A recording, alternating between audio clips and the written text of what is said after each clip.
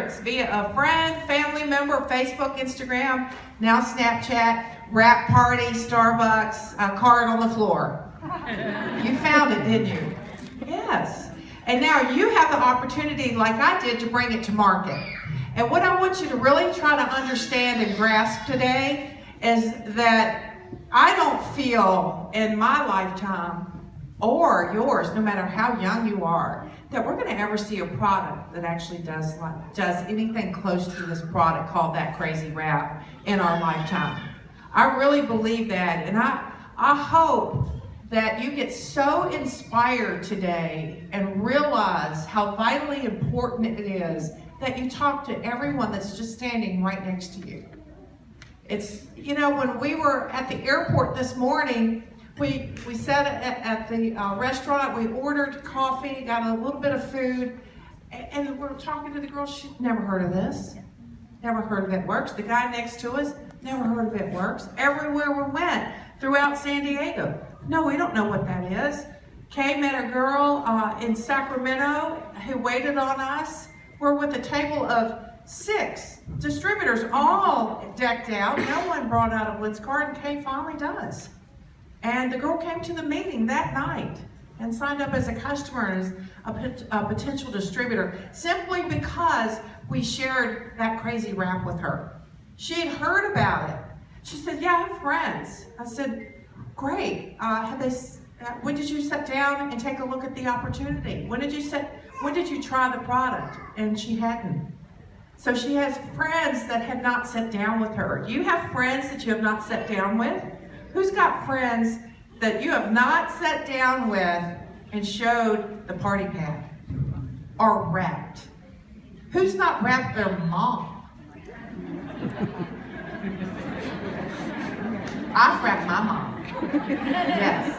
All right, your job is to go wrap your mom. Your mom would love it if you wrapped her. Yes, guys, you're included. You got to go wrap your mom.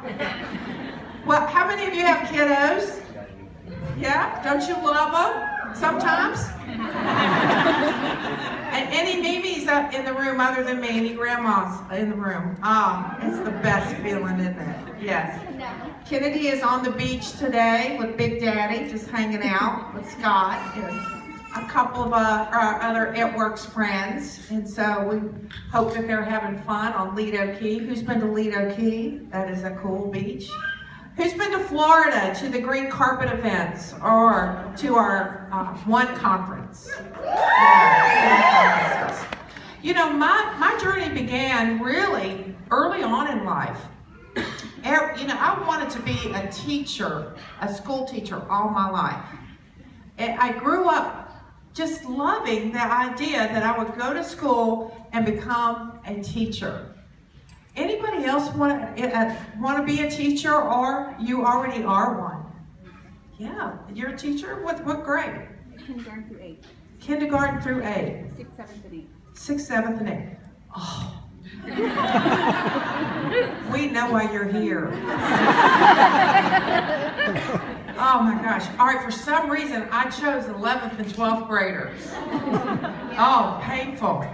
Painful.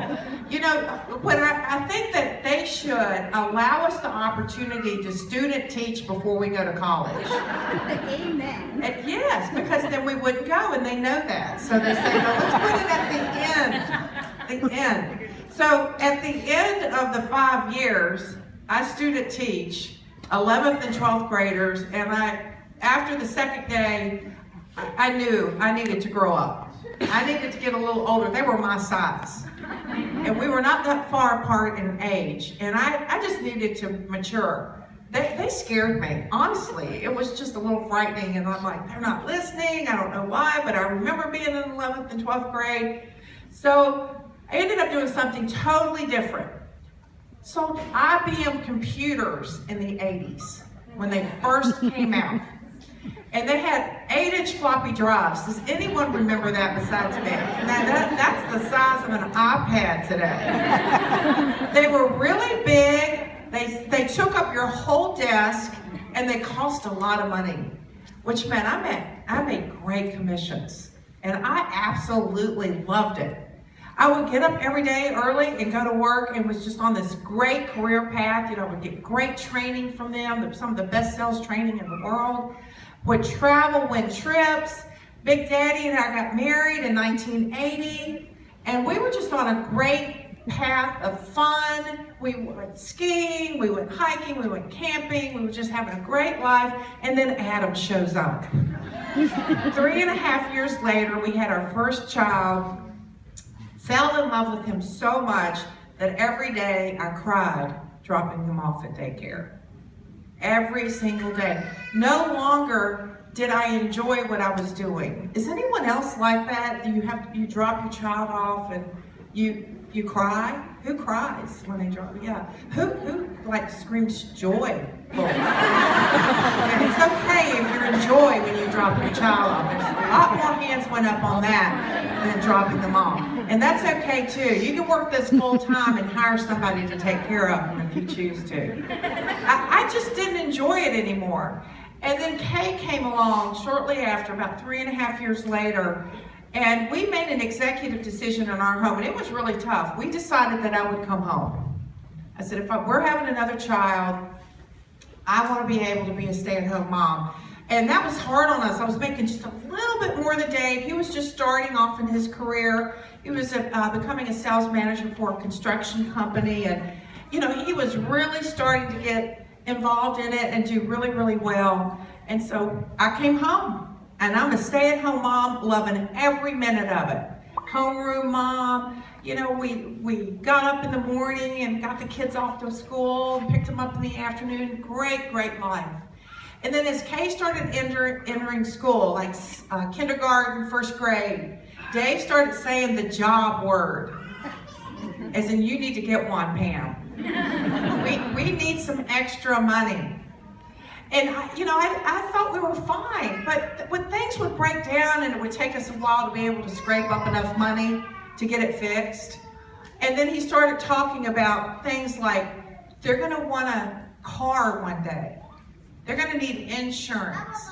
We're gonna wanna be able to give them what our parents gave us, was a college opportunity. We were very fortunate that our parents did that for us, that we didn't get out with hefty loans. Does anyone have student loans? Anyone over 40 with student loans? Yeah. Yeah, it's tough. Some people, they say it takes them to in their 60s to pay them off. We have friends that went on to become lawyers, doctors that have hundreds of thousands of dollars in student loans. And that's hard when you're raising a family. So we wanted to be able to provide that for them.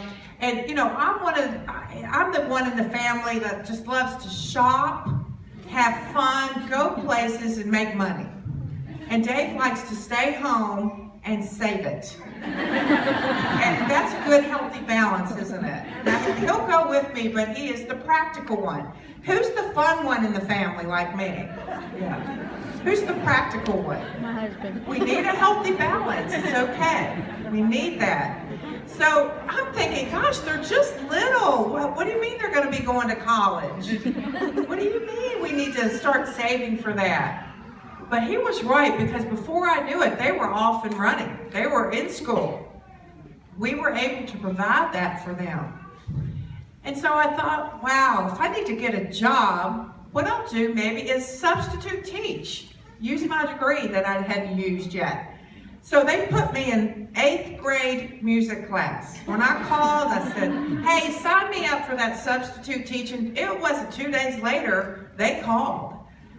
The school was about 5 minutes away. I'm in 8th grade music, and it's on a stage like this.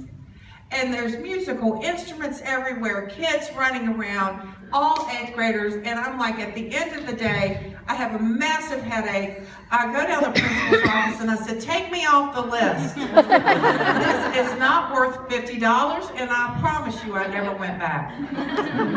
So I believe in journaling, writing out what you want your day to be like, what you want your life to be like, what you want your job to be like. And I actually learned this through IBM. They would say, what are your goals? What do you want your year end to look like? What do you want your bonuses to look like? And they would have us map this out in a really logical way. And so I thought, you know what, if I'm going to get a job, I want it to be the type of job that I want. I want it to be a job that I can fulfill throughout the day while still being with the kids. And work at spare time, part-time. Bring in a little extra money. I'm thinking like an extra $1,000 a month. That would be really great.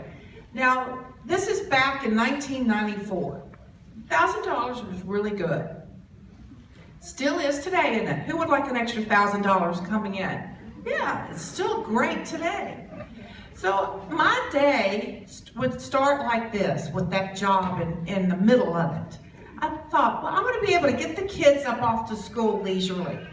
You know what it's like to get them off hectic? Who's hectic in the morning? It's hard on you. You're trying to get ready. You're trying to get them ready. And you know, I'm going to pick on Kay a little bit because, you know that line on your socks? You know, that goes across your toes? And if she didn't get that lined up just perfect, she would implode in the morning. Anybody have a child like that? The hair bows have to be just perfect. And they don't change. They don't change. And, you know, that would be right when the bus was coming, and everything would have to start over. So I wanted to be able to handle those obstacles in the morning without getting crazy. So I thought, all right, I want to be able to get up, get the kids off to school leisurely, and then I love a great cup of coffee, like Seattle's best, right? A great cup of coffee. Starbucks started here, right? Yeah. Great cup of coffee. Read from an inspirational book, just about 15, 30 minutes. And then if you don't go work out in the morning, it doesn't happen, does it? And I love to go work out, believe it or not. I do like to do that. And then by the time you get home, you need to shower. You smell. And so I knew I needed to shower, and then I'm starving. So I thought, wow, let's call the girls up and see if anybody can meet me for lunch. And then after lunch, you might need a mani-pedi, right? Or a psychiatric visit to get you through the rest of the day. Some of us need that. We now have Confianza for that. I didn't have that back in the day. And then it's 3 o'clock. The kids get off the bus, they want a snack, they want to tell you everything that happened, and they want to go burst through some energy by going outside, and you know what, I hang out with them. We play a little while, and then come in, you've got dinner, and then more homework, bath time, bedtime stories, and then at the end of that, Dave needs at least 30 minutes, right? At least 30 minutes, and then it's bedtime. That is a typical day, isn't it? That's a typical day. Now, in between that, I wanted to work some spare time part-time. And I wanted to make a 6-figure income. Pretty crazy, isn't it? Anybody like a day like that? Well, no one was hiring. That one person said, I want her on my team. I can afford her. And you know, I was joking, but I was a little bit serious, and I'm thinking, what could I possibly do in between all of those activities and bring in some extra money? Well, about 2 weeks later, Dave and I went out to entertain some of his customers. See, Dave was in construction, and what he sold was very similar to what everyone else sold in that product line. So he did a lot of entertaining. That's how he would win over his customers. And when the kids would be asked at school, what do your parents do? They would say, well, my mother does nothing, and my dad is an entertainer. Because we would always say, we're going to go entertain Dave's clients. And so that night we drove a couple hours. We were living in Virginia at the time. We took a couple out to dinner, lovely couple, just one of Dave's best clients, a multimillionaire in the industry. I jokingly told him about my day while we were having dinner, you know, what that perfect day was like, and we all had a big laugh. Everyone laughed at Dave. He wanted me to get the job. A couple weeks after that dinner, I got a phone call from that gentleman. He said, Pam, I just discovered an opportunity where you can work spare time, part-time, on your own, and you can make unlimited income. And it sounded totally insane to me. He said, you can go to a meeting about 20 minutes away from you on Tuesday night at a college like this, set in a classroom, and they're going to tell you about that opportunity. And so I said,